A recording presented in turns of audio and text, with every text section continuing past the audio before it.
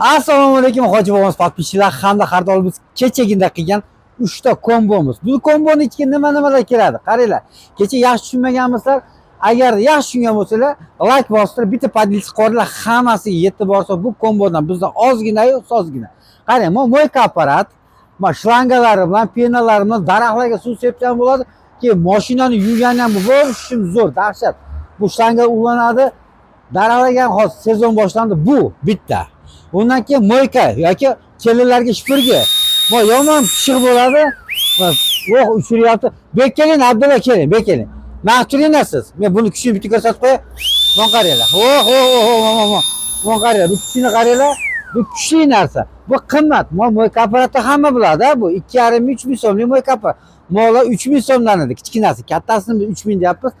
Mana hozir rasa sezon mana samolyot qirlarga hozir sezon boshlandi. Samolyotimiz bu ham zo'r uchadi. 40 metr, 50 metrgacha uchadi. Bu zaryad ham bo'ladi. Shu uchalasini bor yo'g'i hoji bobomiz imенно podpischilar uchun 3 ming so'm qo'ydi. Qaranglar. To'g'ri ishlayapti. Ham moyka, ham monovi, ham samolyot uchalasini biriktirib 3 ming so'm. Bunaqasi bo'lmagan. Kilo orasida ozgina sozgina qoldi.